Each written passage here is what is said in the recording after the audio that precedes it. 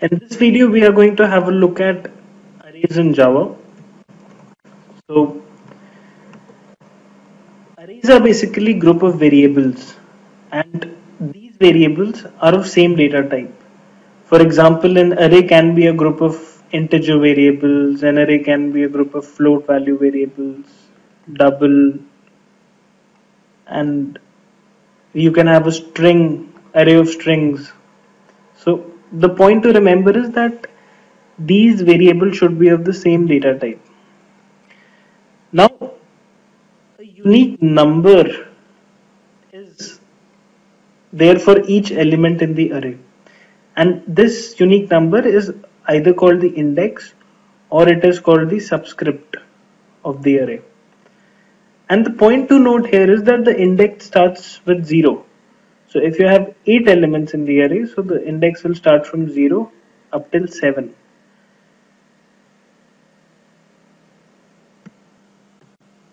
Now, how do we create an array? So it's a two-step procedure. First, you basically declare the array variable, and second, you define the array variable. In the next slide, we'll look at how the declaration and defining part of the array works.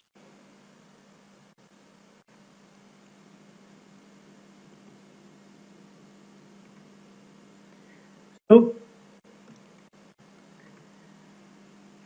have a look at this. So this step is basically called declaration of the array. So you first have the data type, which is integer, then you have the name of the array, ARR, and then you have square brackets. These square brackets can come after the name of the array or before the name of the array. So you have the data type, the name, and the square brackets, either here or here. So these square brackets, so this is basically the syntax of declaring an array variable.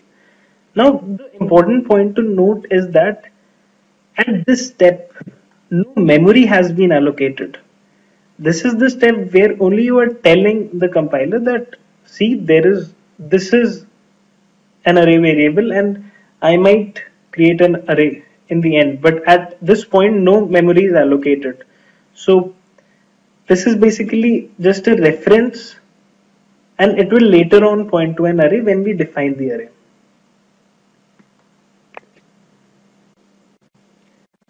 Now the next step is basically the definition of an array.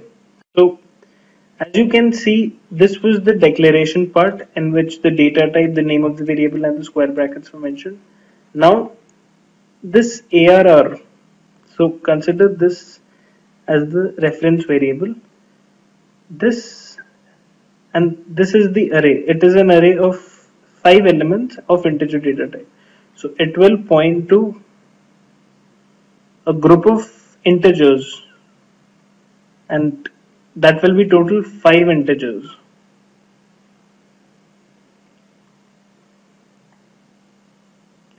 So this is how basically an array is defined. So we can see this was the declaration part.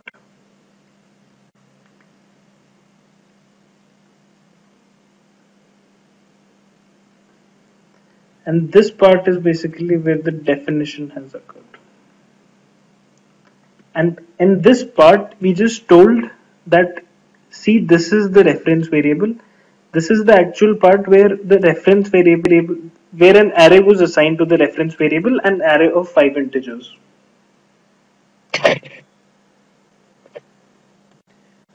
Now, the important things to note are that the array which we just created is a static array. That means that we, at the beginning of the creation of the array, told that basically it will have, say, X number of elements. Like in the previous example, we told that it will have 5 elements. Now, the memory is actually allocated during the compilation, and ARR is just the reference variable. So, ARR, which was referring to the array, this is basically just the reference variable holding, and it has a reference to the actual array which is there in the memory.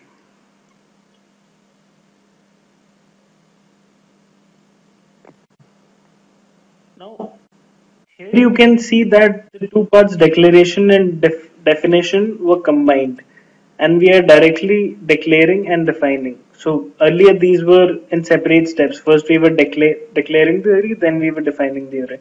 In this step we have basically combined the two parts. So this is also another way you declare and define the array.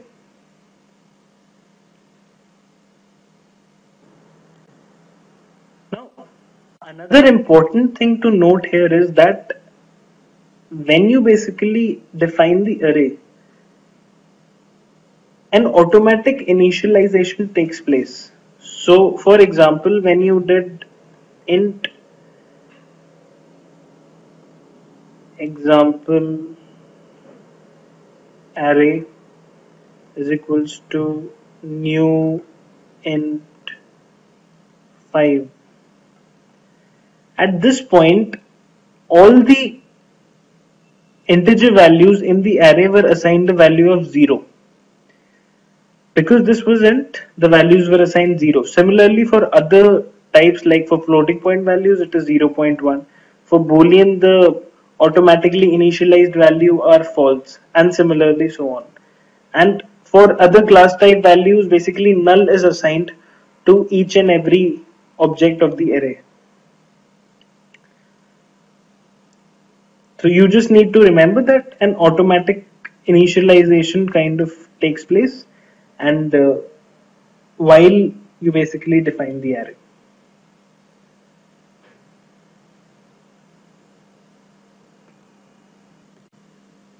Now, how does one find out the length of the array? So in Java, each array has a length variable associated with it. And if you want to find out the length of a particular array, which is basically the number of elements, so you just basically do name of the array dot length. This will basically give you the number of elements in the array. You can see in the example when you did int and you assigned a you basically made a group of 10 variables. You made an array of 10 elements, and when you did system.out.println array.length, it gave you an output of 10, basically, which means that there are 10 elements. Also, this is to remind you that the starting index of these elements is 1. So this array contains index from 0 to 9. I have told this before, but this is just a reminder. Now let us see how the index thing actually works. So let us consider that ARR has actually 6 elements. So ARR is the reference variable, as we all know, and it is basically pointing to an array of 6 variables: 1, 2, 3, 4, 5, and 6. So if we want to assign some value to a particular element, we just basically write the name of the array and in square brackets the index. So ARR of 0 is basically this. So I'll just name them 0, 1, 2, 3, 4, 5. As I said, if an array has n elements, the naming is from 0 to n minus 1 because the index starts from 0. Now, the interesting thing to note here is that in the square brackets, you can have any integer value. So if I is equals to 3 and ARR of I is 23, so this particular value will be 23. Then the first value which we saw, the 0th value, is basically 94. Also, if you perform any expression inside, like if you do 2 multiplied by 2, which is basically 4, is equals to say 8.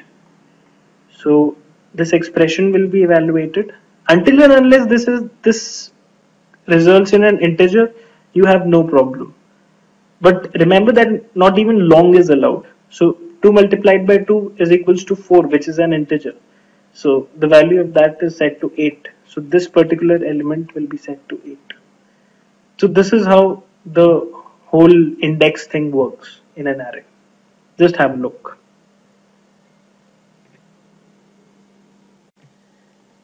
Now we all know that if we don't stick to the rules, bad things will happen. So as I previously told that you can have arithmetic expressions as array indexes, but it must always be an integer and within limits. So if the number of elements of an array is 8 and it is from 0 to 7, and you assign some value to the ninth element, it is bound to give you an exception. It is an invalid index. The ninth index does not exist because there are 8 elements and from 0 to 7 is the valid limit. So if an invalid index is there, it will throw an exception at runtime. So while the program is running, it will throw an exception, and which exception? It will be array index out of bounds exception. So you need to take care of these things. That it must always be an integer and it must always be within limits.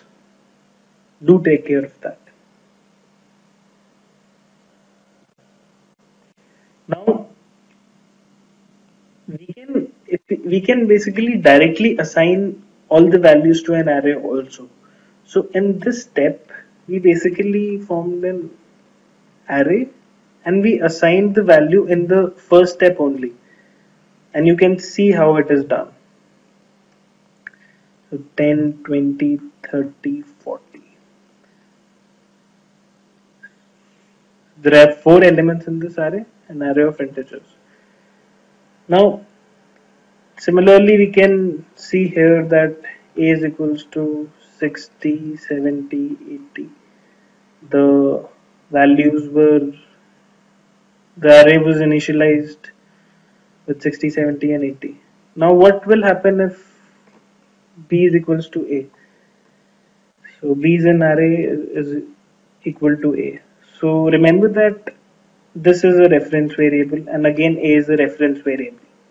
So this means that b is equals to what a is referring to. So after this step, b will also start referring to the same thing, same array. So you need to remember that a and b are reference variables which are referring to arrays. And initially a was referring to an array containing 3 integers 60, 70, 80. And when you did b equal to a, b also started referring. So this is something very important. And b also started referring to that thing. So take care. Now an array variable is distinct. So as I told you in the previous slide, the variable is distinct from the array itself. A variable basically refers to the array. And the same variable can be used to refer to different arrays. So don't worry if you don't understand this thing. In 1 second I'll show you the next slide and give you a more proper example and the thing will be clear. For example, have a look. Initially ARR was pointing to of an array of 3 integers. After some statements happened, after some time, the variable, the reference variable, is now pointing to an array of 5 integers, which is a different array. So it stopped pointing to this one and it is pointing to this one. So this is reusing array variables, that the variable is different from the array and the variable points to an array. So at different points in the program, it can point to different arrays.